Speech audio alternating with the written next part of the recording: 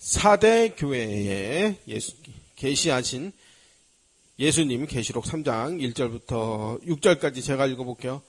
4대 교회 사자에게 편지하기를 하나님 7 영과 7 별을 가지신 이가 가라사대 내가 내 행위를 아노니 내가 살았다 하는 이름을 가졌으나 죽은 자로다. 너는 일깨워 그 남은 바 죽게 된 것을 굳게 하라. 내 하나님 앞에 내 행위에 온전한 것을 찾지 못하였으니 그러므로 내가 어떻게 받았으며 어떻게 들었는지 생각하고 지켜 회개하라. 만일 일깨지 아니하면 내가 도적같이 이르니니 어느 시에 내게 임하는지 네가 알지 못하느니라. 그러나 사대에 그 옷을 더럽히지 아니한 몇 명이 있어 흰 옷을 입고 나와 함께 다니리니 그들은 합당한 자인 연고라. 이기는 자는 이와 같이 흰 옷을 입을 것이요 내가 그 이름을 생명책에 반드시 흐리지 아니하고 그 이름을 내 아버지 집과 그 천사들 앞에 시인하니라. 귀 있는 자는 성령이 교회들에게 하시는 말씀을 들을지어다. 아멘. 그래서 이게 개역 한글판 성경입니다.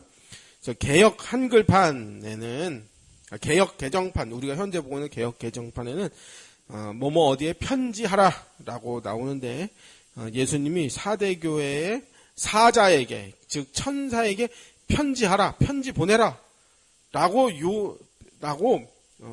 편지를 요한한테 명령을 한 건지가 조금 이게 구분이 안 돼서 개역 한글판을 보니까 예수님이 4대 교회의 천사에게 편지하기를 이렇게 보는 것이 더 조금 문맥이 이해하기가 쉽습니다. 그리고 4대 교회는 칭찬이 하나도 없습니다. 그래서인지 교회 이름 중에 4대 교회라고 지은 이름은 아직 보지는 못했습니다. 제일 많은 교회가 안디옥 교회가 제일 많고 그 다음에 이제 서머나 교회가 있고 혹 있고 그래서 누구나 칭찬받고 싶지, 사명 감당하고 싶지, 책망받고 싶지는 않을 것입니다. 그래서 계시록 3장 1절에 보면 4대 교회의 사자에게 편지하기를 하나님의 7영과 7 별을 가지신 이가 가라사대 내가 내 행위를 아노니 내가 살았다 하는 이름을 가졌으나 죽은 자로다 했습니다. 그러니까 4대 교회 사자.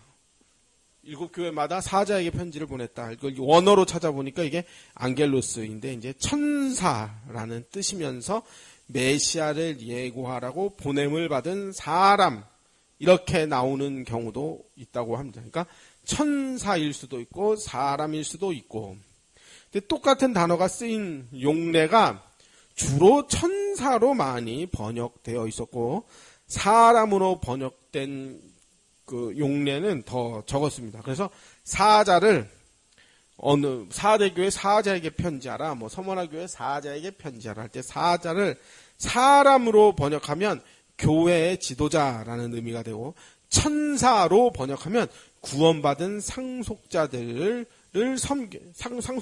교회를 섬기라고 보냄을 받은 천사다 이렇게 생각을 하면 되겠습니다. 또 편지하라 라는 원어를 찾아보니 이게 똑같은 표현이 기록하였으되 또 말씀하시기를 뭐 이르시기를 이렇게 나와 있었습니다. 그래서 만약 사자가 사람만 말한다면 정말로 편지하라가 편지지와 편지 봉투와 우편함과 이런 게 다 있는 말 그대로 우리가 생각하는 그 편지가 맞겠지만 말씀하시기를 이렇게 하면 이제 천사도 되는 거예요. 천사도. 천사는 물리적인 그 종이와 뭐 볼펜과 뭐 집배원과 우체국과 이런 거 필요 없잖아요. 천사라고 했을 때는. 그래서 말씀하시기를 이라고 되면은 이거는 진짜 물리적인 편지가 아니니까 사자를 천사라고 번역했을 때 조금 더 그 해석이 어색하지 않게 됩니다. 그리고 또 어느 교회의 사자라는 표현은 당시 소아시아의 특정 어느 한 교회만 지칭하는 게 아니라 이 땅에 있는 모든 교회, 천상의 교회가 뭐냐면은 하늘의 백성이 된 성도들의 무리들을 이제 천상교회라고 하는 거예요. 이 땅에 있는 교회들은 지상교회, 전투하는 지상교회다. 천상에 있는 교회는 과거, 현재, 미래 모든 하나님의 백성들을 다 지칭하는 표현으로서 계시록에 보면은 하늘의 큰 무리가 하나님을 찬송하고 어린 양의 그 흰 옷을 입은 백성들이 하나님 앞에 다 피로 사서 하나님께 드렸다 할 때 그 하늘에 있는 백성들을 다 천상교회라는 개념으로 봤을 때 이제 그 천사, 그러니까 그 교회를 어느 교회의 사자에게 편지하라, 어느 교회의 사자에게 편지하라, 이 표현을 그냥 꼭 그것을 누구 사자가 받아라, 뭐 김 사자가 받아라, 이 사자가 받아라, 김천사가 받아라, 박천사가 받아라, 이런 뜻이 아니라 그냥 그 교회에게 보냈다라고 그렇게 무난하게 보통 해석을 하고, 또 7교회의 편지에 처음에는 다 똑같이 누구누구 사자에게 편지하라 해놓고 끝날 때는 성령이 교회들에게 이르시기를 이렇게 항상 나온단 말이에요. 그러니까 이거는 어느 특정한 교회만을 처음에는 지칭하는 듯 하면서 시작했지만 나중에는 성령이 교회들에게, 많은 교회들에게 똑같이 하는 말이다라고. 처음엔 예수님이 편지 보내라, 알려줘라 했는데 끝날 때는 성령이 교회들에게 하시는 말씀을 들어라, 이렇게. 그러니까 요거는 이제 천상교회, 하늘의 모든 구원받은 모든 백성들에게 보내는 편지다, 이렇게 말씀이다, 이렇게 해석하면은 이제 무난하겠습니다. 이제 예수님은 하나님의 7명과 7별을 가진 이이십니다. 하나님의 7명은 성령을 가리키며 7별은 사자를 가리킵니다. 이게 이제 계시록 1장 20절에 그 계시록 자체에서 그걸 해석을 해줬어요. 네가 본 것은 내 오른손의 7별의 비밀과 또 7금촛대라.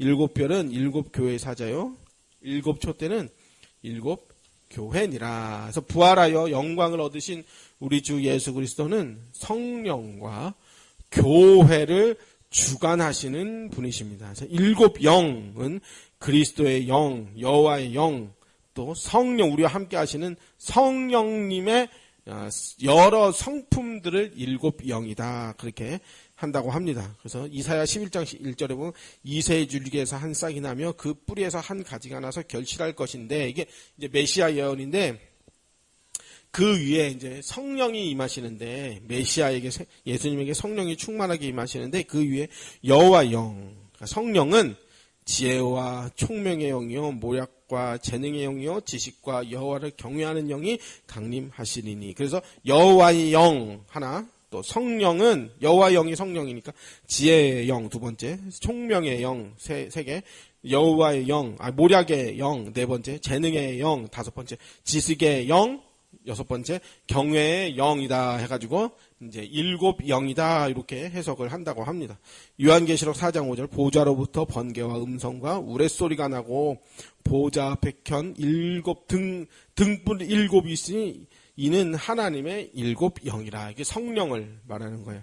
하나님 보좌 앞에 7영은 성령을 상징하지만 7이다 했는데 그럼 7개입니까? 그게 아니라 성령이 7분이시거나 7부분으로 쪼개져 나누어졌다, 그런 뜻은 아닙니다. 여러 은사들을 얘기해요. 고린도전서 12장 4절에 은사는 여러 가지나 성령은 같고, 해서 한 분 성령님을 이렇게 여러 가지 모양으로 표현을 해놓은 것입니다. 또 스가랴 3장 9절에 여호와의 7눈이 이 땅의 죄악을 제거한다고 했는데, 이 우리의 죄악을 제거하시는 분이 성령님이시잖아요. 그래서 바로 이것을 성령을 의미합니다. 그래서 성령이 하시는 일이 바로 구원받은 신자를 더욱 거룩해 만드시려 의에 대하여 죄악에 대하여 책망하시는 일입니다. 요한복음 16장 8절 그가 와서 죄에 대하여 의에 대하여 심판에 대하여 세상을 책망하시리라. 진리의 영이신 성령이 하시는 주된 일은 믿는 자에게 그리스도 안에서 생명을 얻고 더욱더 풍성히 얻도록 인도해 주십니다. 요한복음 10장 10절 도둑이 오는 것은 도둑질하고 죽이고 멸망시키는 것뿐이요 내가 온 것은 양으로 생명을 얻게 하고 더 풍성히 얻게 하려는 것이라. 그래서 성령은 택한 자를 거듭나게 하시고 나아가 그리스도의 생명으로 교회가 충만하도록 만드시고 성도들과 함께 복음이 전파되도록 해주십니다. 그래서 7영이신 성령과 7별, 7별은 이제 천사, 네, 또는 이제 지도자, 또 이렇게 우리 주 예수 그리스도의 뜻 아래서 함께 역사합니다. 사도와 선지자들이 성령과 천사와 함께 그리스도를 증거한 것처럼 그리스도의 나라가 이 땅에 세워진 이후에는 교회를 통해서 성령의 역사가 나타나게 됩니다. 그런데 4대 교회 말씀하시기를 1절에 뭐냐면 살았다 하는 이름을 가졌는데 죽었다. 그러니까 산 자인데 죽은 자다 이렇게 표현을 했단 말이에요.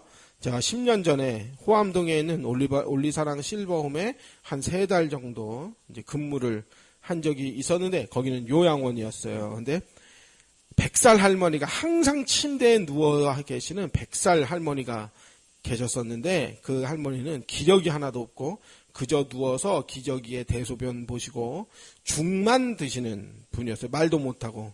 그런데 하루는 자식들이 아주 양복 입고 할머니가 100살이니까 자식들 70 넘고 그랬죠.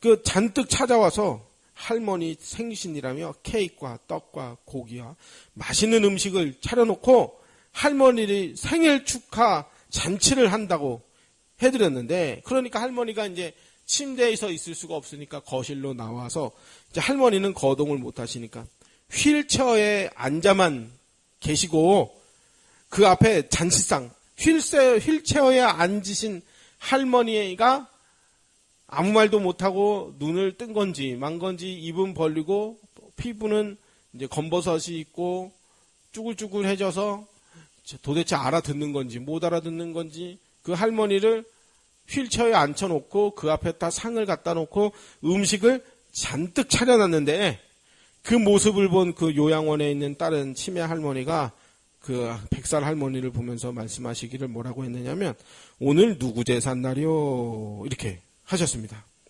오늘 누구 제삿 날이요. 그러니까 자식들이 난감한 표정이었어요. 우리 엄마 저 백순 잔치 해준다고 잔뜩 음식 차려놨는데 이거 제사상이라고 사람들이 치매 할머니가 제사상이라고 했으니까 그러니까 뭔 얘기를 하는 거냐면 살았으나 죽은 자나 다름없다라는 표현이 바로 이런 의미가 아닐까 생각이 들었습니다. 아무 말도 못하고 피부엔 검버섯이 가득하고 누워서 죽만 드시고 기저귀에 대소변 보시고 온몸에 힘이 없어서 축 늘어져서 휠체어에 앉아 계시는데 그 앞에 많은 음식을 차려놨으니 이게 생일상인지 치매 할머니 보기에는 이게 생일상인지 제사상인지 치매 노인의 눈에는 그게 구분이 안 되는 겁니다. 그 할머니가 저를 좋아했었어요.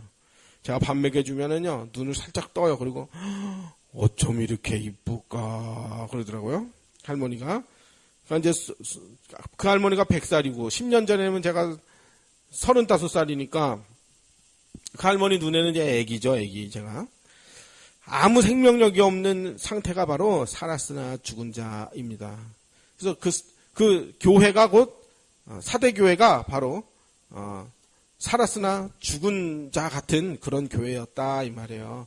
보통 교회가 북적북적하고 시끌시끌하면은 살아있는 교회다. 아니면 또 목사님이 아주 강성이거나 아주 그러면 이제 영적으로 살아있네 이렇게 하는데 성경에 살아있는 교회는 그저 사람만 많이 모이는 그런 모습은 아닐 것입니다. 예수님이 사대교회를 보고 죽었다라고 판단하시는 기준이 뭐냐면 뭘 보고 죽었다?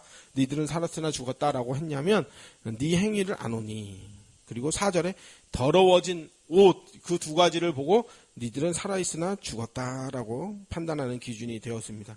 2절에 너는 일깨워 그 남은 바 죽게 된 것을 굳게 하라. 내 하나님 앞에 내 행위에 온전한 것을 찾지 못하였으니. 근데 이게 무슨 말인가 조금 읽기가 조금 그래서 새 번역으로 다시 집어넣었는데 깨어나라. 그리고 아직 남아있지만 막 죽어가는 자들을 굳건하게 하여라. 나는 내 행위가 나의 하나님 앞에서 완전하다고는 생각하지 않는다. 그러니까 새 번역으로 보니까 무슨 의미인지 이해하기가 쉽습니다. 그래서 이제 이 똑같은 내용의 설교를 다른 목사님들은 어떻게 설교를 하셨는가 하고 여러 편을 들어봤는데 이 똑같은 구절을 가지고 한국교회의 그 훌륭하신 기라성 같은 목사님들이 해석을 하시기를 영적으로 침체되어져 가고 있는 한국교회의 현 주소를 꼬집는 듯한 그런 설교들을 많이 하시더라고요. 이래서 잘못됐고 저래서 잘못됐고 이거 고쳐야 되고 저거 고쳐야 된다. 다 맞는 말입니다. 계시록 7교회가 지구상에 존재할 모든 교회, 천상의 교회라는 의미에서 충분히 그런 적용이 가능하다고 봅니다.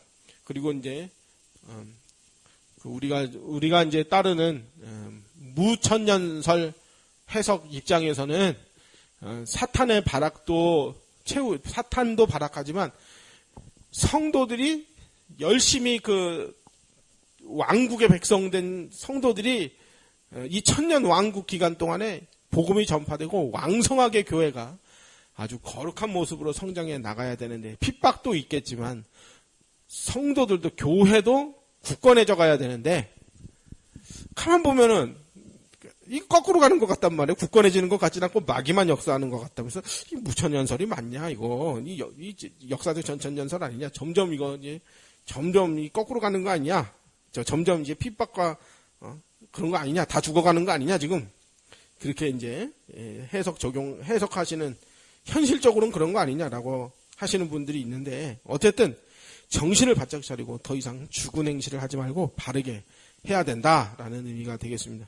예수님은 성도의 행위의 온전함을 보고 계십니다. 네 행위를 보니까 너는 죽은 자다라고 했단 말이에요. 마태복음 5장 48절 그러므로 하늘에 계신 너희 아버지의 온전하신과 같이 너희도 온전하라. 베드로전서 1장 15절 오직 너희를 부르신 거룩한 이처럼 너희도 모든 행실에 거룩한 자가 되라. 16절 기록하였으되 내가 거룩하니 너희도 거룩할지어다 하셨느니라. 그래서 온전한 행위가 뭐냐면 1차적으로는 거룩입니다. 그래서 그럼 거룩이 뭔데요? 라고 물어보신다면 뭐 여러 가지로 대답할 수가 있겠지만 가장 큰 특징은 하나님의 소유된 구별입니다. 또 이 세상 죄악과는 다름을 증명해내는 구별입니다. 성도를 그리스도 안에서 택함받은 거룩한 무리다라고 하는데 거룩이라 이 말은 하나님의 전용, 하나님의 소유물이 되었다라는 뜻입니다. 그래서 죄와 마귀에 물든 죄와 마귀와 세속에 물든 이런 것들과는 우리는 하나님의 소유가 됐기 때문에 달라야 하겠습니다. 성도라면 세상적 가치 기준과 성도라면서 세상적 가치 기준과 다를 게 하나도 없다. 그러면 그건 거룩하지 못한 가짜입니다. 그런데 사대교회는 아마도 세속적인 가치 기준이 가득했었던 건가 봅니다. 정확하게는 모르겠지만 지금도 이단 교회들 보면 나름대로 선교도 열심히 하고 사회봉사도 열심히 한다면서 자기들은 좋은 교회라며 성도들을 호도하고 눈과 귀를 가리는데 그곳에는 바른 진리가 없고 거룩이 없기 때문에 그건 가짜입니다. 눈에 보이는 화려함이나 또 많이 모이는 그런 성도의 숫자가 그 교회의 거룩함과 의로움을 증명하는 것이 아닙니다. 3절 그러므로 내가 어떻게 받았으며 어떻게 들었는지 생각하고 지키어 회개하라. 만일 일깨지 아니하면 내가 도적같이 이르리니 어느 시에 내가 임할는지 내가 알지 못하리라. 2절에 지적한 그 행위의 온전함을 잃어버렸다고 지적받은 그 문제에 대한 해결책이 뭐냐면 2절에 죽게 된 것을 굳게 하라.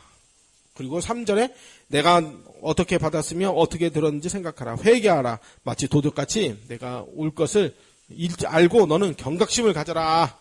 라고 그렇게 표현을 합니다. 그래서 먼저 예수님이 도둑같이 오신다. 라는 표현은 계시록 강해 세 번째 시간에 주의 날에 그 내용에 보면은 이제 자세하게 설명을 해 놨습니다. 지금 당장 올 거라는 생각을 가지고 정신을 바짝 차려. 그리고 천국이 가까이 왔느니라. 성경에서 왔느니라. 그럼 이미 왔다는 뜻이에요. 그건 이미 왔다는 뜻이에요. 도적같이 온다 해서 이미 왔다고 생각해야 돼요. 우리는 정신 바짝 차려야 돼요. 급하게 벼락치기라도 해야지 점수가 나올 거 아니에요. 바로 그냥 즉시 회개하라는 뜻이에요. 언젠가는 오겠지. 뭐 내일 회개하지. 1년 후에 회개하지. 그래가지고는 안 돼요. 지금 왔다고 생각하고 바로 회개하면 바로 오신다 이렇게 생각을 해야지. 그래서 그 천국이 가까이 왔느니라 하면 이미 왔다는 뜻입니다. 그게. 먼저 예수님이 도적같이 오신다는 표현은 계시록 3번째 주의 날에서 설명하였고, 먼저 너는 일깨어 그 남은 바 죽게 된 것을 굳건하게 하라. 아직 복음을 놓치지 않은 살아남은 참된 신자들과 함께 죽은 자 같은 사대 교회를 다시 일으키라라는 말씀이 되겠습니다. 죽은 교회를 다시 일으키는 방법은 온 교회가 함께 회개하고 기도하며 주 예수 그리스도를 붙들고 함께 일어나는 길밖에 없습니다. 그러면 하나님은 언제나 남은 자들을 통해 새로운 생명을 부어주실 것입니다. 또 3절에 내가 어떻게 받았으며 어떻게 들었는지 생각하고 지켜라. 그러니까 과거에 은혜 받았던, 은혜가 넘쳤던 그 실로 다시 돌아가야 돼, 이렇게. 그러니까 현재 안일해진 상태가 아닌 과거 처음에 말씀을 받고 은혜가 넘쳤던 그 첫사랑을 기억하고 그 감격을 회복해야 된다, 그렇게 말씀하시는 것입니다. 히브리서 2장 1절. 그러므로 우리는 들은 것에 유념함으로 우리가 흘러 떠내려가지 않도록 함이 마땅하니라. 그래서 교회는 선지자와 사도들이 전한 복음을 듣고 믿고 깨닫고 꼭 붙들고 날마다 회개하며 예수 그리스도와 인격적인 관계를 맺고 사는 사람들의 그 복된 삶을 우리는 살아내야 합니다. 육신적으로 부요해지면 영적으로, 배부르면 영적으로 안일해지기가 십상입니다. 인간의 생태가 원래 그렇습니다. 그래서 우리는 가란 심령을 구해야 합니다. 오직 사는 길은 오직 하나님을 간절히 바라보는 것밖에 없습니다. 그런데 그게 한 대 맞기 전에는 스스로 정신 차리기가 쉽지 않습니다. 그래서 하나님은 이스라엘 백성이 가나안에 정착해서 그 땅의 소산에서 얻은 풍요로움에 젖어 은혜를 잊을까 봐서 광야 시절에 초막을 짓고 잠자던 그 시절을 매년 반복해서 기억하도록 하셨습니다. 또 오늘 회개하라, 3절에 회개하라. 교회가 복음에서 벗어나면 생명을 잃어버리게 되는 큰 문제가 되기 때문에 신속하게 잘못을 깨닫고 뉘우치고 돌이켜야 합니다. 회개란 가던 방향을 돌이키고 옳은 길로 가는 것입니다. 우리가 회개하라 하면은 회개하는 사람이 있고 회개 안 하는 사람이 있어요. 왜 그런가 하니까 회개하는 사람은 택함받은 사람, 구원받은 사람. 그래서 심판은 두 가지 목적이 있어요. 악인들, 회개하지 않을 사람들을 완전히 처벌해버리는 그 이유, 목표가 있고, 심판을 통해서 회개하고 돌아오게 만드는 목표가 있어요. 그래서 저 이방나라, 구약에 보면 이방나라들에게 심판을 명하면, 심판을 아니면 회개하는 법이 없어요. 왜냐면 그걸로 심판받고 끝나는 거예요, 그들은. 근데 구원받을 백성들은 그 심판 때문에 구원을 받게 돼요. 애굽의 심판을 해버려요. 그러면은 이스라엘 백성들이 구원을 받아요. 이런 식으로. 그래서 회개하라 할 때, 회개하는 사람들은 복된 사람들이에요. 이건 처음부터 하나님 택한 자들이에요. 근데 회개하라 할 때 회개 안 하는 사람, 이거는 심판받기로 작정된 사람들이에요. 그러니까 참 안타까워요. 만일 위 명령들을 준행한다면, 그러니까 일깨라, 첫사랑을 회복해라, 도적같이 임할 테니까 정신 차려라, 이런 말씀들을 준행한다면 사대교회는 다시 살아날 것인데, 혹시 회개하지 않고 일깨지 않는다면 그건 어떤 사람들이냐, 마음에 할례받지 않은 사람들처럼 목이 곧게 행동하며 뉘우치지 않는 그런 사람들. 사대교회는 만약에 그런 사람들이라면 사대교회는 도적처럼 임하시는 예수님에 의한 엄중한 심판을 받아 멸망하게 될 것입니다. 이방 나라들처럼, 사탄 마귀처럼 그렇게 멸망하게 될 것입니다. 4절, 3장 4절. 그러나 사대에 그 옷을 더럽히지 아니한 몇 명이 내게 있어 흰 옷을 입고 나와 함께 다니리니 그들은 합당한 자인 연고라. 이기는 자는 이와 같이 흰 옷을 입을 것이요 내가 그 이름을 생명책에 반드시 흐리지 아니하고 그 이름을 내 아버지 앞과 그 천사들 앞에서 시인하리라. 그래서 성경에는, 그러니까 이렇게 4절에 보면 옷을 더럽히지 않았다 그럴 때 했는데, 성경에는 구원을 옷으로 표현한 구절이 상당히 많습니다. 옷 입는다라고 표현한 빛의 갑옷, 의의 흰옷, 가죽옷, 공의의 옷, 세마포 옷, 믿음과 행실의 옷, 채색 옷, 신부의 옷, 전신갑주, 전신갑주도 옷이잖아요.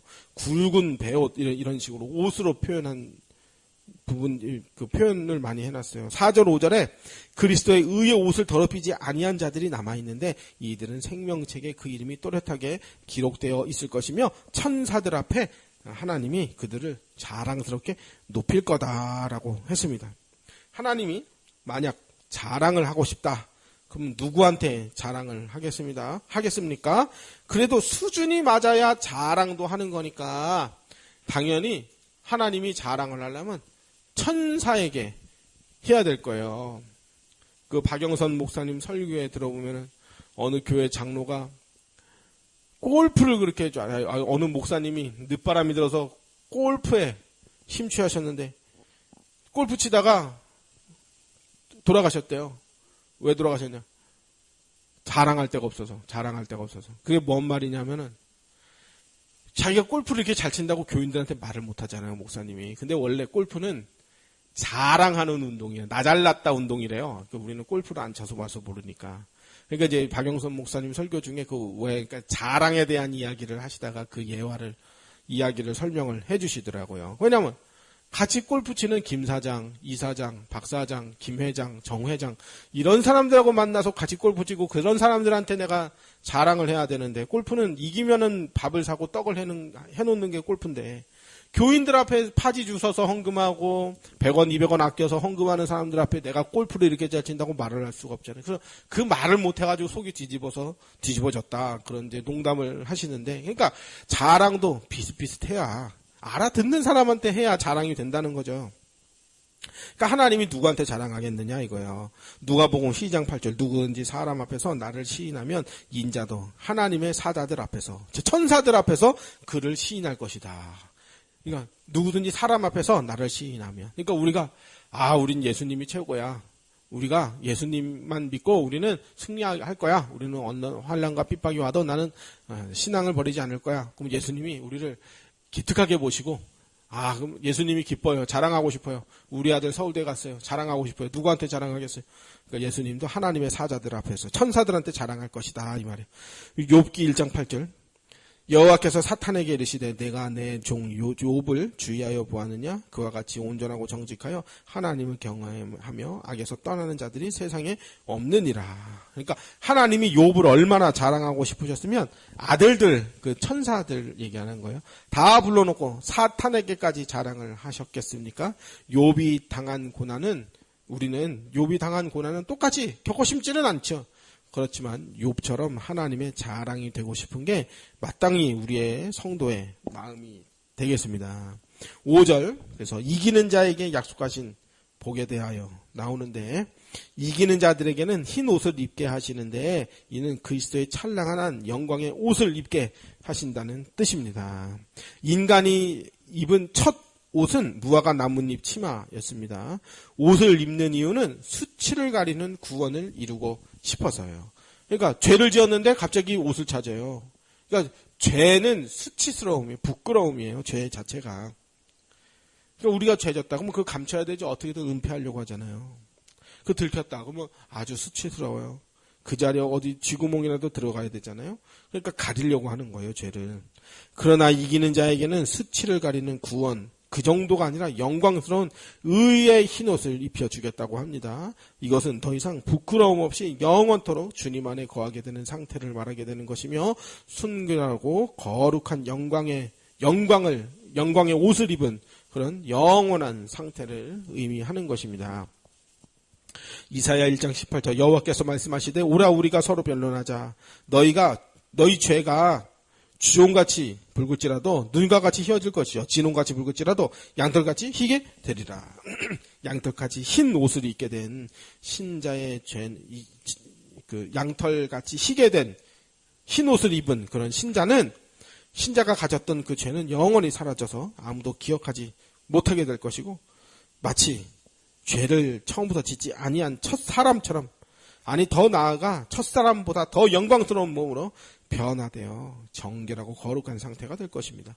또 하나님 나라와 복음에 순종한 의의 상급이 천국에서 영원토록 찬란하게 기억되며 영원히 빛나게 될 것입니다. 5절에 그 이름을 생명책에서 지우지 않는다라고 했는데 사대교회의 그 일부 남아있다는 그 복음이 확실히 붙들은 그 사람들이 있었고 나머지는 영적으로 죽어있는 상태나 다름없는 사람이었었는데 그래서 그리스도를 향한 믿음을 지킨 자들에게는 생명책에 영원히 그 이름이 기록되게 됩니다.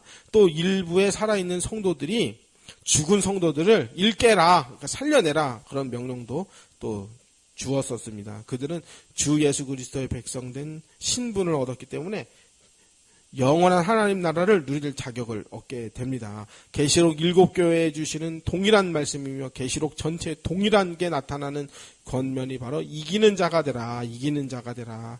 사대교회가 어떤 책망을 받았는지, 또 서머나 교회와 빌라델비아 교회가 어떤 칭찬을 받았는지, 그러니까 잘했다 못했다를 기준으로 우리도 잘하자 못하자 그거보다는 7교회 계시록 전체에 예수님이 자신을 어떻게 계시하셨는지 그리고 자신을 어떻게 세밀하게 알려주시는지를 더 우리는 중점을 두고 이기는 자가 되라라는 게 계시록의 큰 주제라고 생각을 합니다.